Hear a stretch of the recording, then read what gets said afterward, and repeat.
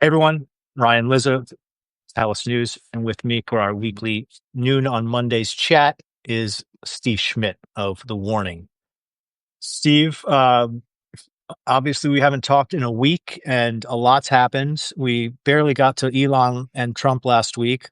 And then, of course, since Friday, there's a rather terrifying situation developing in Southern California. So let's start with that. Um, Give me your basic read on what's happening. It's a very alarming situation. What we have seen for these first months of the Trump administration, the Trump regime, is a systematic assault on reality and the truth.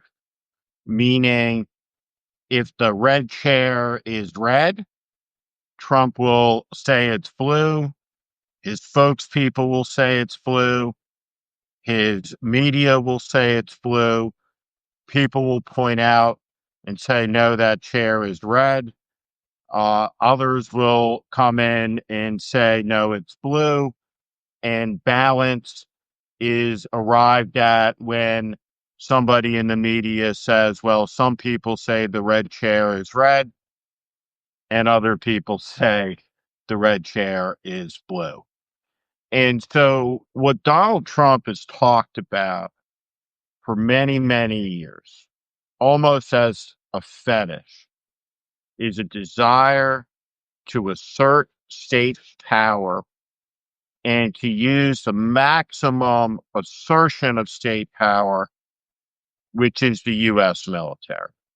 And so, from the first term, there are these scenes where Stephen Miller in the Oval Office speculates about whether the military can sink migrant ships off of San Diego. Trump famously wonders in front of Mark Milley, can we just shoot these peaceful protesters in the leg?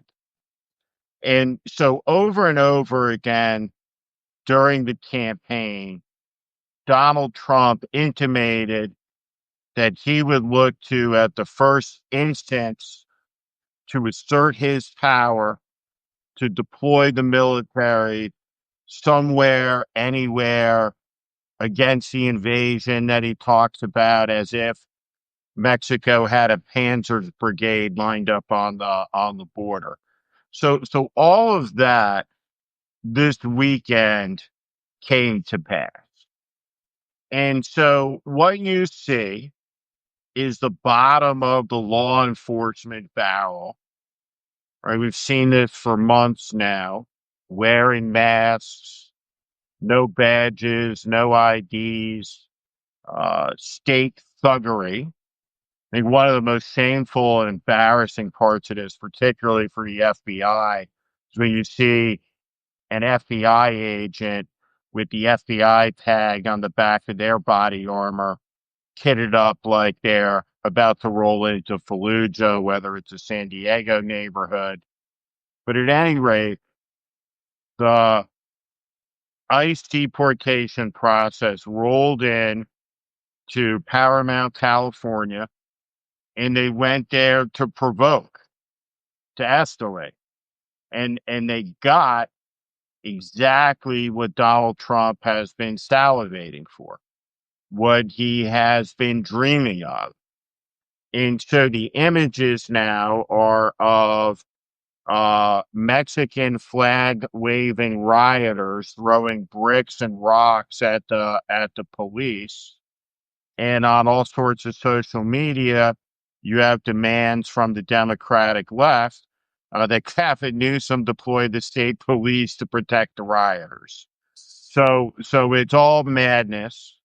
It's all overreach and overreaction. This started Trump's war because they wanted to go arrest people in the Home Depot parking lot who were looking for day labor. So they did it as heavy-handedly as they could.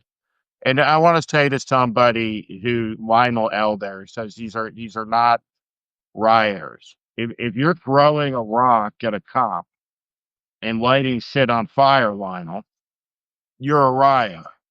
And that's what's going on in Southern California now. So now the country, right, has to look and to make a choice here, right, in our binary idiocracy, right? Who am I for, right? The Mexican or El Salvadoran flag waving rioter, right, or the rioting police? And so that's what we're witnessing. That's what we're seeing is a political proposition. All of this cuts to Trump's benefit in the United States. But beyond that, Trump's authority, Title 10 authority that he's claimed, is that is reliant on that the country's in a state of insurrection or is about to be in a state of insurrection, that there may be violence. He's calling up these troops not under the Insurrection Act, but to support activity of ICE. And I think it's important to understand under American law that when a National Guard soldier is federalized, in that instant, they're no longer in the National Guard. They're in the U.S. Army. And so these are U.S. Army forces, U.S. Army troops operating in a city. And if they operate in any law enforcement function whatsoever, it's illegal under posse comitatus. And so there's that. The order that Trump gave is not specific to California, nor is it specific to Los Angeles. It applies everywhere, which is why Trump said, I suspect, soon we will see troops everywhere in the United States. And so we have militarized federal law enforcement agencies. We have militarized local police forces. And now we have the military being deployed in Los Angeles with a blanket authority that they can be deployed everywhere. Trump said they will be deployed everywhere.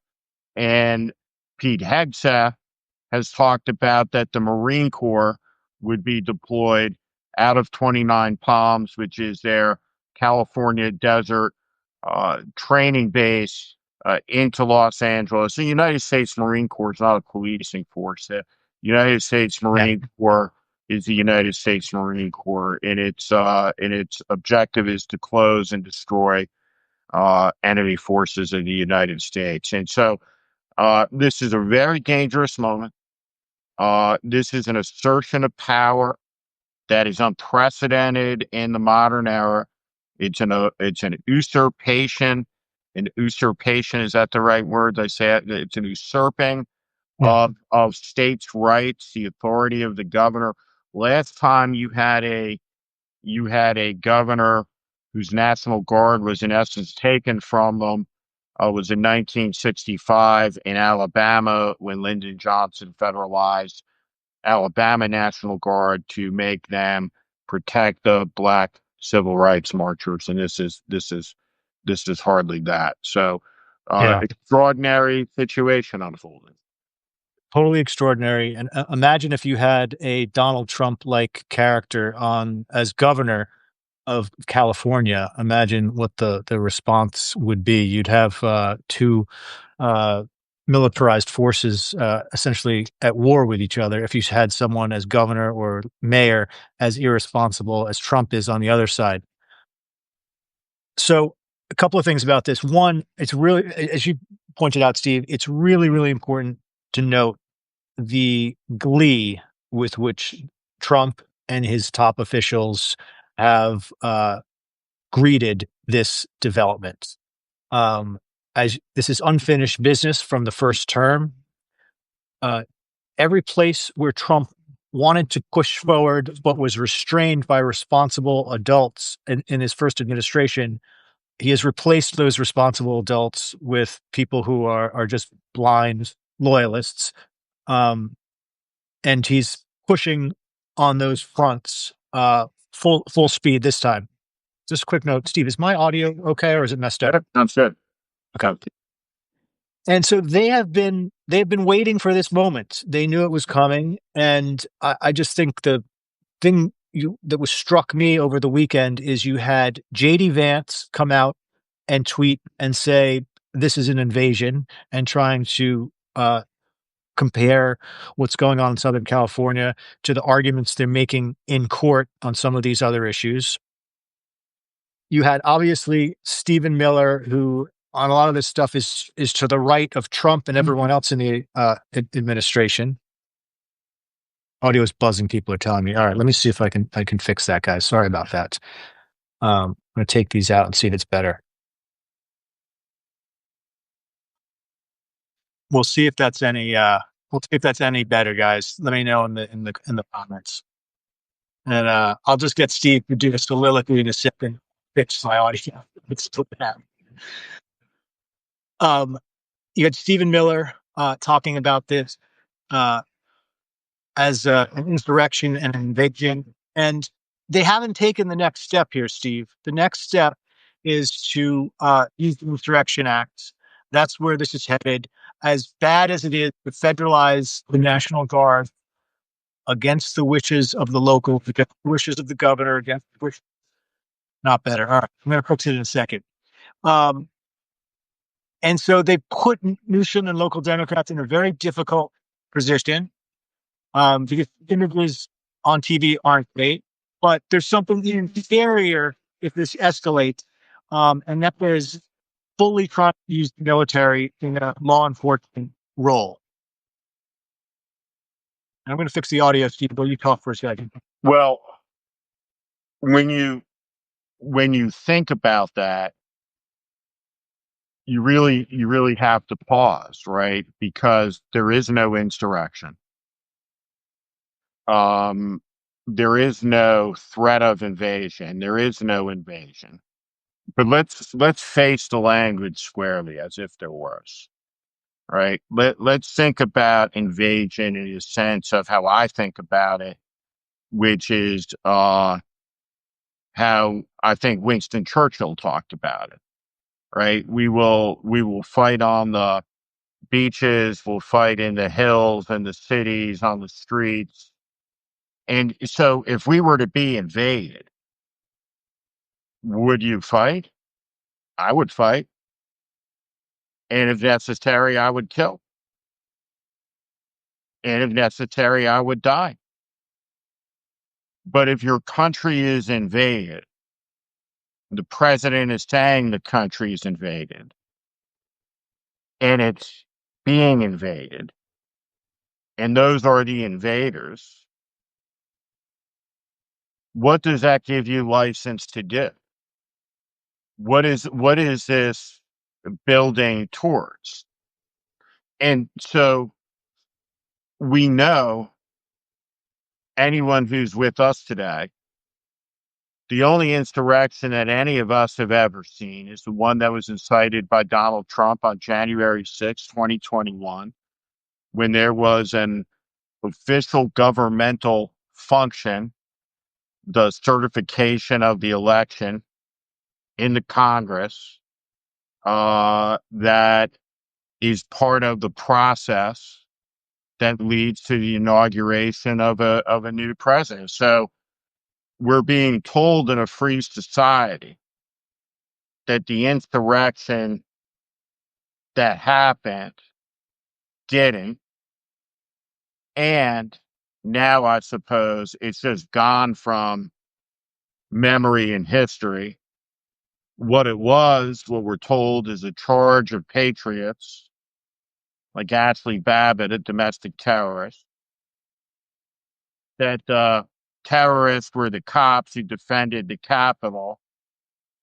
And now the terrorists are the migrants, and the cops are the good guys dressed for war, riding in military vehicles down suburban streets.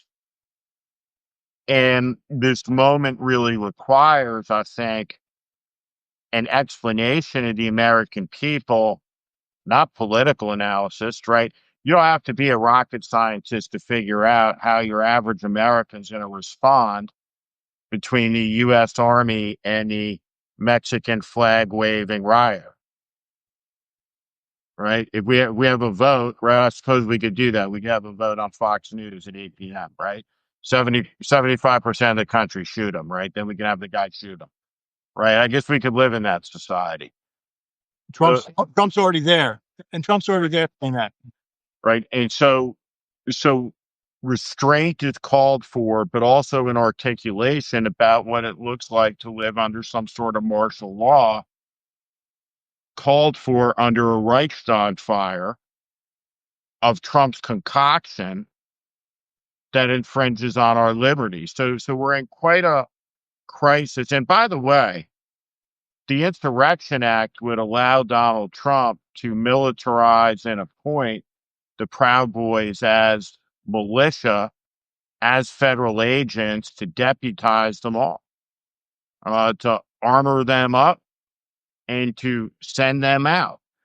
And so we are at an extraordinary inflection point in the society with an election coming up in about a year and a half. And it's a moment that, if I talked about this stuff years ago, building towards this is the inevitable place where you got to where it was leading. When you talked about it, there were no shortage of people to point out that, hey, you were crazy, you're overwrought, but here we are. Here we are. Absolutely. And Steve, I do want to talk a little bit about the politics. And I apologize about the audio. We're going to have to just deal with that. Because Trump has picked a fight that requires some political sophistication for Newsom and Karen Bass to respond to. I thought the public comment from the head of the Los Angeles Police Department last night, from Newsom and from Bass, were measured, hit the right note. They condemned the violence of protesters and condemned Trump's action for needlessly escalating and inflaming the situation with federalized guard troops that nobody is asking for. But it is a tricky situation because Trump's whole game here is to attach, as you pointed out, flag waving protesters who are engaging in acts of violence, throwing rocks at police, setting the driverless taxis on fire. Look, I hate those driverless taxis myself, but nobody should be setting them on fire. And as much as you can point out that might be 1%, 5%, some minority of the actions that are being taken, and no matter how many other people you argue are peacefully protesting something, he knows that that's going to define these events. And he's seen this before. And so I just want to ask you, Steve, what you think, just to talk about the politics a little bit, and how the mayor of Los Angeles, Karen Bass, and the governor of California, Gavin Newsom, who, of course, has presidential aspirations, how they deal with this. They knew this was coming for sure. Everyone did. This is as predictable as the Elon Trump blow up. But now that it's here, even though it's extremely expected, it's still kind of shocking. But how do you assess how they've dealt with this and what they should do going forward? Los Angeles is a terribly governed city. And you saw all of that play out during the riots, during the fires in Pacific Palisades on the Pasadena side. And you look at some of the corruption in Los Angeles, the racial scandal, the denunciations, the racist comments by the Hispanic and Spanish members of the council against Black Angelenos a couple years ago. So you have a lot of dysfunction in Los Angeles politics, and she's an incompetent Yeah. And so nobody should be looking at Karen Bass to provide any leadership here at a national level, right? She's an unfit mayor. I think she demonstrated that. I think Gavin Newsom, right, is somebody that I look at from the 2024 election. I don't think that Gavin Newsom is going to be the Democratic nominee for a lot of different reasons, but I don't dislike Gavin Newsom. I think Gavin Newsom can meet this moment. When you see Gavin Newsom overwrought and overwhelmed, frankly, in the emergency center where he's saying to Tom Homan, well, come and arrest me. Come and arrest me. Right? It's not about Governor Newsom versus Donald Trump. Right? There's a much bigger issue at play here.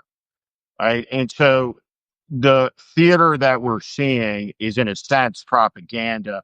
We can look at this like a movie set being filmed, right? We see that one guy with the lit car, but there's only one car that was lit on fire, right? At that point in time. But you can make it look like a war zone, but it's not Gaza, right? This is not a war zone. And and so the pretext, right, that Trump is looking for, right, doesn't require much explanation beyond Trump's words, which have been volumes on the matter, right, over the course of many years. And and so you have this explosive, volatile mix now where you have uh arrived at a place where the U.S. Army has weapons pointed at U.S. persons on a street in Los Angeles while we're about to have a Kim Jong Un style fascist parade with the tanks being shipped by rail across the country. So, we are in a situation that I find outrageous, that is unacceptable, that requires lawsuits and adjudication by the courts, but it also calls on the American people to evaluate this and to put an end to it. And we can put an end to this in November of 2026, which doesn't mean for Democrats validating Chuck Schumer, for instance, right? But the only way to make this stop is to vote by somebody who's running explicitly to make it stop, and that's going to be what the 26th election is about. And I think it's important just for people who don't know, Steve, it's important to note that because of the way that Trump called up the National Guard, because he does not have the permission of the governor, he federalized the National Guard. They are not under the command of the governor of California. There are limits in terms of what their mission is in Southern California. I'm just pointing this out because you talked about how there's these federal troops and the local. Now, of course, most of the time, and as recently as the last few months, the National Guard in California has been the greatest partner that the local Los Angeles Police Department had in dealing with the Palisades fires. So they have this long time working relationship. They were treated as heroes locally in Southern California. You read any of the accounts, I'm sure some people in the chat are from Southern California know that. And now Trump has taken them out of the jurisdiction of the state and local authorities, has them essentially, I don't know, defending federal buildings. I mean, their mission is very circumscribed, right? And I think there's a chance that this does just sort of peter out, that these protests dissipate. But what could inflame things on a moment's notice is another Home Depot situation. So the ball, in a sense, I think, is in the Trump administration's court. They could easily de-escalate by not doing what they did over starting on Friday with these provocative raids. I think you and I know how they think and operate, and the opposite is likely, because I don't think I don't think people are going to be out on the street for days and days absent ICE raids. And so I think we all just have to hold our breath right now to see what this administration does, and do they provoke? Do they do something two, three, four, 5x what they did on Friday to get a response and light another match? Well, one of the things that we know is that Donald Trump and Stephen Miller and Kristi Noem and Pete Hegseth have no interest in de-escalating anything. They are escalating every situation, asserting maximum power, asserting unlawful power, and at each turn where they have an opportunity to either douse a flame or to pour gasoline on it, they pour gasoline on it. And all of it is because the bigger the flame, the greater the justification for the assertion of power. And it's like a steam engine in that sense, is that any pretext that they get, any act of violence, and remember, in the Third Reich, Kristallnacht was set off by the assassination of a Nazi official in Paris, is that any pretext that gives you an excuse to assert power, to protect freedom, which is the argument that he makes, right, is what you're saying. And Yep. this is the old thought about those who would give up a little bit of liberty for security, deserve neither. And so the fundamental issue in this country is, do we want to live in a militarized society where we have checkpoints and tanks and soldiers on the streets? And this week, we're going to have a military parade, which is an outrageous abuse of the U.S. Army, the U.S. military, for Trump's birthday. We're going to have millions of Americans on the streets all over the country. And we're going to have federalized National Guard, U.S. Army, doing who knows what in Los Angeles. And this is a very important thing. You raise this. Those troops cannot engage as U.S. Army forces in law enforcement. Prohibited. So if you're a National Guard captain who was involved in fire recovery, right, maybe led a company in Iraq, now what you have to deal with is, if you receive an order that says arrest that guy, do this, that's an illegal order. And so one of the things that is important for America's soldiers, sailors, airmen, Marines, Coast Guardsmen, National Guardsmen to understand is that following orders is not an excuse for avoiding accountability for criminal behavior. And the oath is not to Trump. The oath is to the Constitution. And so these are dangerous days. And I just saw that Turbinator, the whole world is watching. That's exactly right. The painting of the man behind me is Sitting Bull. And the U.S. Army's committed a lot of abuses on U.S. soil. You had 50 million warm-blooded animals were murdered on the Great Plains in the middle years of the 19th century to starve and subjugate the indigenous population, the tribes that had lived on North American soil for 600 generations onto reservations. And whether it's the Japanese Americans who were sent to internment camps, whether it is the racial violence that took place in Washington and Savannah and in Charleston and in Black Wall Street in Tulsa, we do not look back on these things as Americans with pride. We look back on them with shame.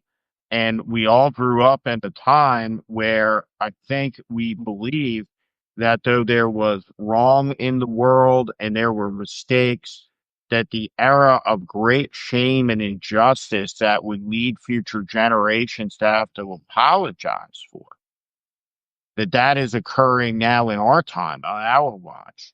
And everybody is going to be measured, right? Everybody is going to have a decision to make, right? And indifference in this moment to what you're seeing is a vote, right? It's a decision, right? To get on board, to get in line in some sense. And just to make it clear, in case people don't know, Trump, of course, is doing everything he can to further inflame the situation.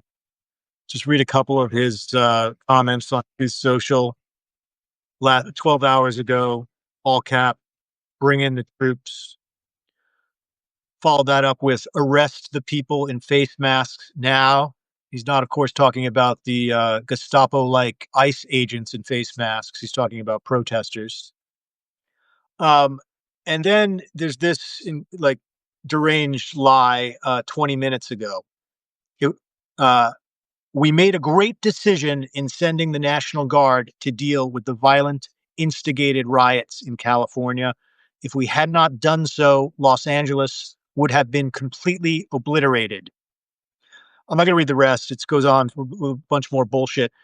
But just to say, that is not what happens. These troops have done nothing, thank God. They're just out there in front of the federal building. The last time I checked, they're not in the streets. They had nothing to do with crowd control, nothing to do with containing the riots. That was all done by the Los Angeles Police Department last night. But he's basically saying that Los Angeles would have been completely obliterated without these National Guard troops that weren't needed, that nobody wanted, and that actually haven't done anything yet. That was 21 minutes ago. Where is a American leader? I'm not even going to put the burden on a Democratic Party leader, right? But you know what? Maybe it should be Al Gore, right? He gave a speech. He's a former vice president. Maybe Al Gore and Dan Quayle could do a news conference together, right? And it could be some former vice president and Pence, and maybe Mike Pence, right? Who I've been critical of, but They're not. this hasn't crossed the George W. Bush line, obviously. Barack Obama, and I think Democrats can be overly reliant, right? Because Barack Obama is a figure of the past definitionally now. He's never going to be president again. But where is Hakeem Jeffries? Right? I'm not talking about, I understand Hakeem Jeffries can deliver an eloquent political speech and he can do lots of rhetorical things in that speech. But I'm talking about looking into a camera and explaining the situation. Where are the governors? They're not going to do it, Steve. They're not going to do it. Then And it has to, and I don't mean, and I'm talking specifically. Someone in the comments mentions here, it has to be a Republican, which I agree with, and it has to be a MAGA associated Republican governor or senator, maybe one of these House members, or someone in the administration. there are none. There are not. There are zero. This is the problem. Let's understand this with Trump's face about the Epstein files, right? You said he's in the Epstein files. And he erased that. Right? Let me say, he's in the Epstein files. Let's be true, right? For Trump voters, they don't give a shit. If they found out that Donald Trump was having menage a trois with 14-year-old girls, they don't give a fuck. If it was on video, they don't care. No. If he was on video molesting little boys, they wouldn't care. He can do whatever he wants to do. And so therefore, right, let's stop pretending and let's stop deluding ourselves into thinking that there is some accommodation to be made with people who do not wish to make any accommodations and have taken political power and have asserted with their offices that they can use power in any fashion that they so please because they are the law. And that is the political debate that we're having in the country. You know, my proposition, I try to write every day, try to talk about this stuff. And maybe I'll be one of the last voices. But here's the deal. No, no, never. We in a free society must not, cannot, and will not stand for this. And so what we're seeing is a assertion of power mixed with madness on a bed of lies that can be demonstrated as such to a population that is neither idiotized or anesthetized and is clearly able to sort through this. And we are going to have to, as a people in the country, decide. But I'm telling you that each day for 10 years, we've come closer to the moment where you got an American soldier pointing a weapon at an American citizen, right? And Donald Trump has blustered about it, wished for it, fetishized it, provoked it, instigated, cajoled his people to do it. And now he's made it happen. Absolutely. And that's where we are. A comment here with larger crowds after big sports games. Absolutely true. LAPD and I lost the comment here, but absolutely true. This was a protest that the local authorities had a handle on, didn't want anyone coming in from the outside.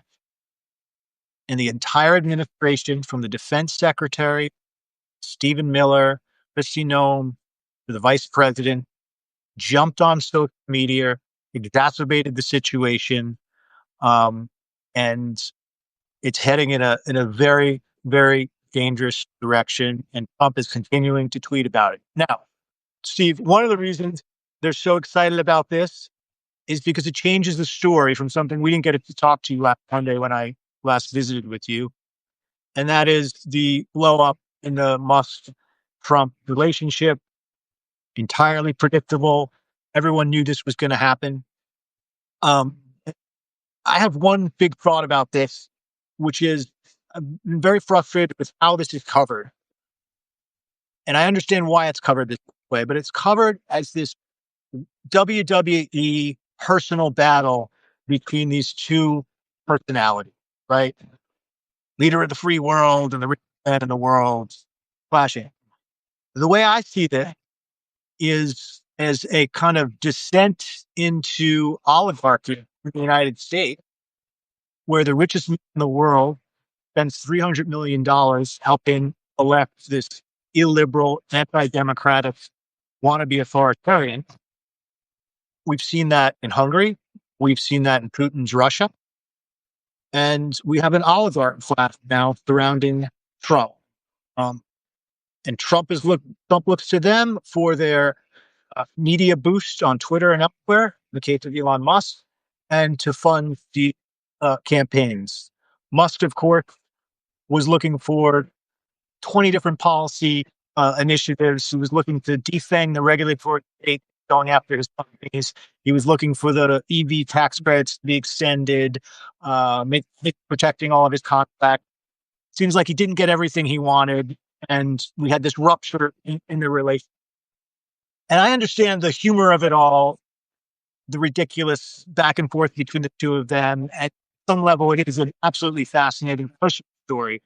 But I think the bigger and more important concept is we're looking at essentially out in the open corruption between an oligarch and his patron. And people treat as just normal that the response from the federal government when this guy breaks from the president is that the power of the state should just be used to punish him. Now, whatever you think of Elon Musk, and we could say, lots of bad things about him. The response from the federal government should never be, we are going to now punish people by taking away his contracts. Either those contracts are legitimately given through a legal and justified process or not. But never should the president be weaponizing the state against a private citizen, no matter who it is. Just like Elon Musk would not be spending $300 million to get a bunch of political favors. And the way this is all reported is that this is all just normal. This is just a business transaction, no different than when Trump, was in the private sector in New York. And the entire thing is fucking corrupt, starting with Musk's spending and ending with Trump threatening to weaponize the state against him.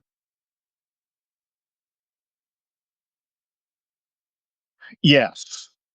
A hundred, a hundred, 100%. But Donald Trump has made clear that he intends to weaponize the power of the state against individuals for all sorts of reasons. And there's a woman, for example, a Latina Republican. It is a Latina group for Trump, and she has denounced the immigration raid and all of this in California. She said, "Well, this isn't what we voted. It's exactly what you voted for. Bullshit, right? You voted for it, 100%. And this is what you got." And there's no mystery. I think on the Mustang, um, first off, um, he is not a reliable partner No, of course. for the Defense Department or for NASA. And we know enough right now about his drug use that all of his security clearances should be stripped immediately. And whatever implication that has on his running those companies is a matter for the boards of those companies. But he clearly should not be operationally involved in any type of classified information, so on and so forth. Elon Musk spent $300 million to elect Trump, and he's down at least $100 billion. And fundamentally, he's destroyed his company, and his reputation will never recover. And whatever he was, whatever he fantasized himself to be, blasting off into space, he and his sperm to go live on Mars, it will never come to be. He What he did is kill hundreds of thousands of people. That's what he did with power. He was given power. He abused the power. He stole all of our data. Who knows where it is?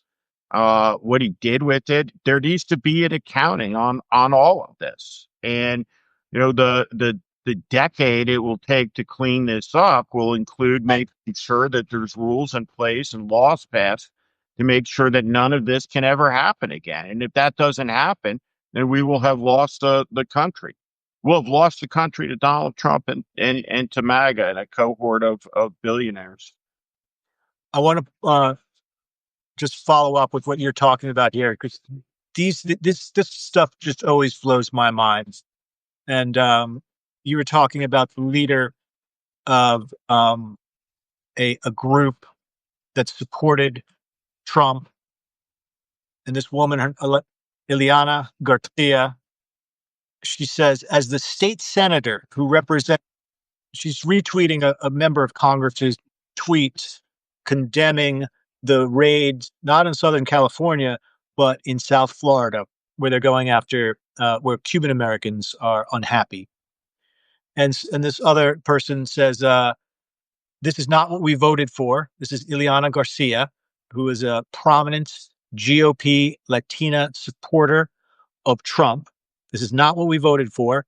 I have always supported Trump through thick and thin. However, this is unacceptable and inhumane. I understand the importance of deporting criminal aliens, but what we are witnessing are arbitrary measures to hunt down people who are complying with their immigration hearings, in many cases with credible fear of persecution claims, all driven by a Stephen Miller-like desire to satisfy a self-fabricated deportation goal. This undermines the sense of fairness and justice that the American people value. She tags the Florida Senate and Governor Ron DeSantis. I can't disagree with anything she said, except, like, were these people fucking paying attention for the last I year? don't. No, Like, I don't. this is not a mystery. None of us can be surprised. In fact, if anything, I'm surprised that the mass deportation plan they laid out during the campaign is not broader, more aggressive, and further along at this point. But when someone like this, who is a member, is an elected official in Florida, acts like they didn't know, they didn't see this coming. Like, are we that siloed in information, in separate information worlds that someone like this just didn't get the message? Stephen Miller's the most powerful person in this administration. Like, and it's great. It's good. It's good that Republicans like this are saying this, because I think it matters. It matters. MAGA people will listen to other MAGA people if enough of them come forward.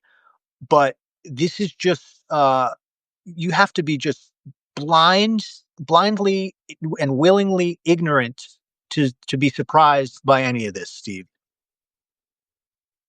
Um, man, I would love to have a chance to debate her. Maybe you could have us. Maybe you could have us both on. And I have mixed feelings, because on the one hand, you have to say, like, thank God someone views this the same way. Like, people right now are mostly on the other side of this issue. So, welcome to the reality-based community, Ileana Garcia.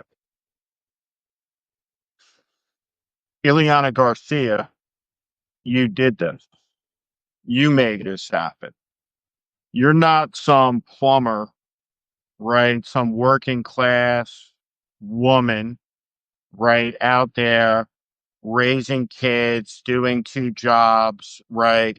You're a political activist who was a participant in the cause of MAGA all the way through. I can read every word he said every day, right, for 10 years. You don't get to say, oh, I had no idea. This is what this has always been about. 100%. So she made it happen, right? She owns this, right? And the people that tried to ride the tiger for their power, which she did, now has to go face down her community, has to go home. So no, I wasn't for this.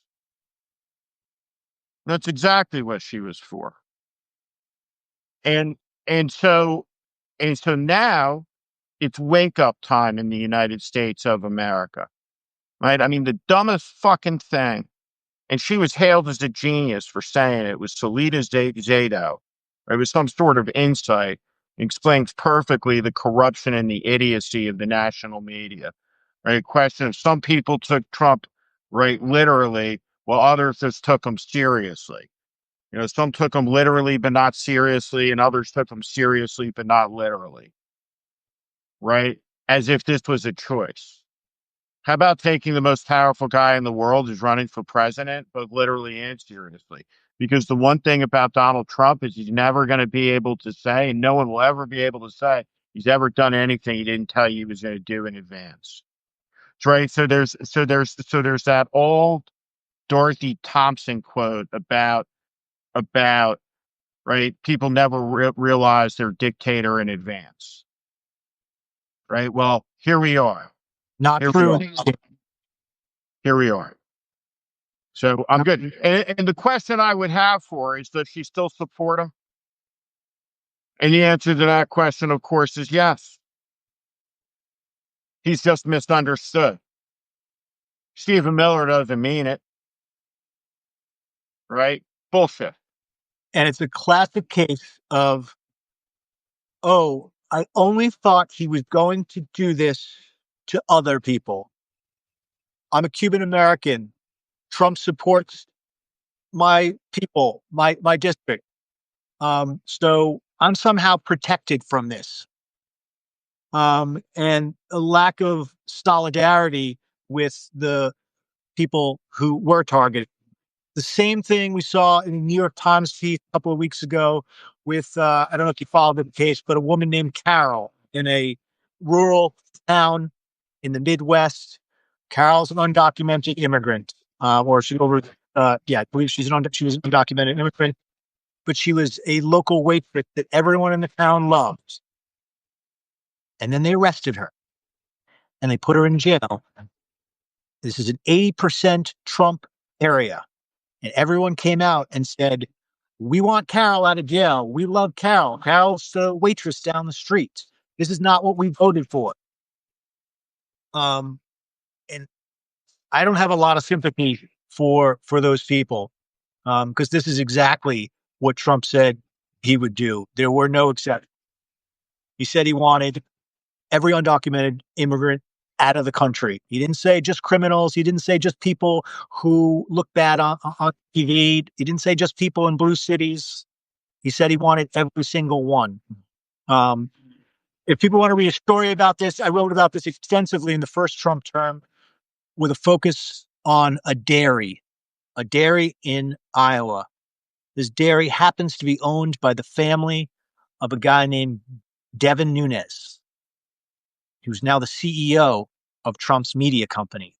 I spent 6 years in litigation with Devin Nunes and and his family over an article I wrote because I said that his family was knowingly hiring undocumented immigrants to work on his dairy.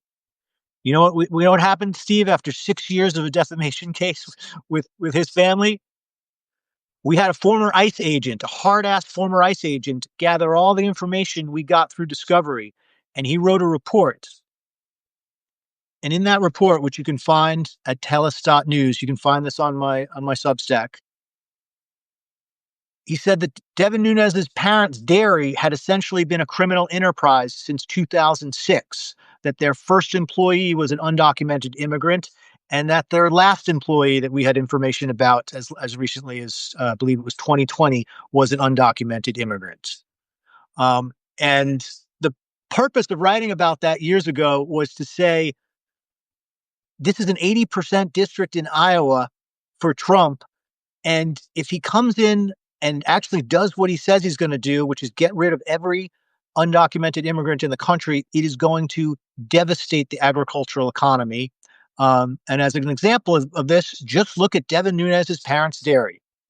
Anyway, they sued, and we proved beyond any doubt that not only were they knowingly hiring undocumented immigrants, but they'd been doing so since they founded the dairy in 2006. I say all of that to just put an exclamation point on the fact that this is starting now in these blue cities because he wants to pick a fight with Karen Bass and Newsom, but that's not where he's going to stop. And there's going to be a lot more Eliana Garcias in the coming weeks and years if this continues.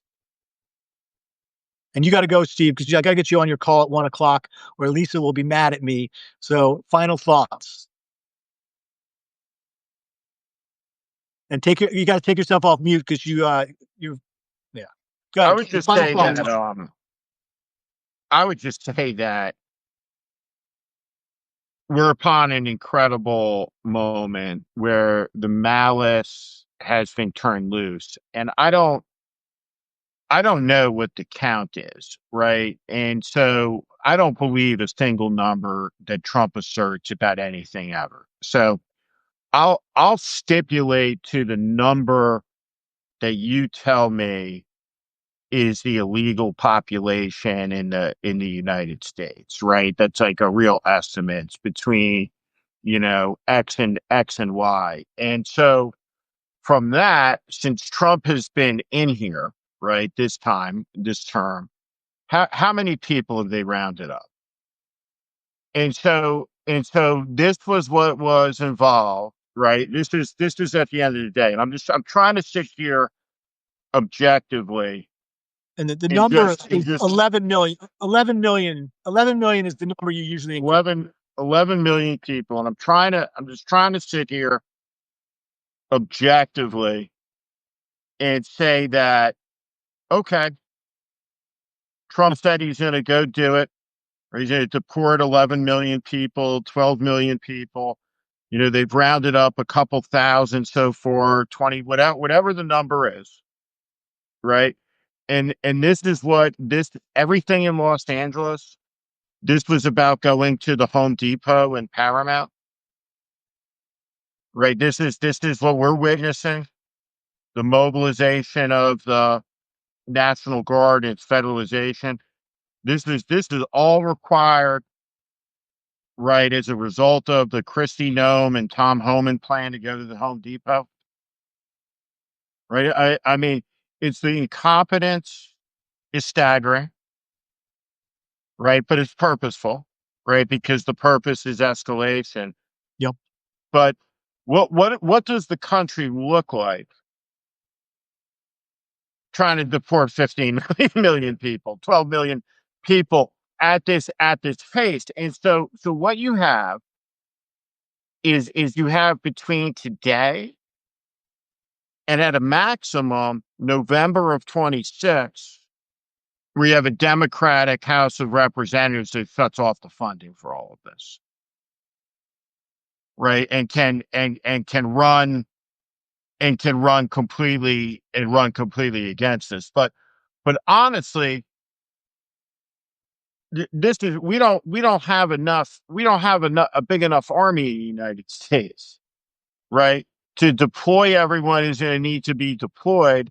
If this is what the result of going to get a couple dozen people lined up outside the Home Depot looking to go build some pergolas in people's backyards in Pasadena. Absolutely right. And that's what's scary about what's happening in Southern California, because they wanted this provocation. They wanted to federalize the National Guard, and they want to take the next step, which is to be able to use the military. And you would have been a crazy conspiracy theorist to think that something like this would come to the United States. You talked about this a few years ago, but we are witnessing it in real time. And the courts are the basic salvation here, because Republicans aren't going to stand up. What Newsom and Karen Bass can do is limited. Newsom's going to file a lawsuit and try and stop this, and it's going to end up in the courts. Steve, you got to go. You have a 1:00 call. Lisa told me to get you out of here at 1:00. Take care, Ryan. Good to see everybody. Again, Monday at noon. Thank you all. Take care.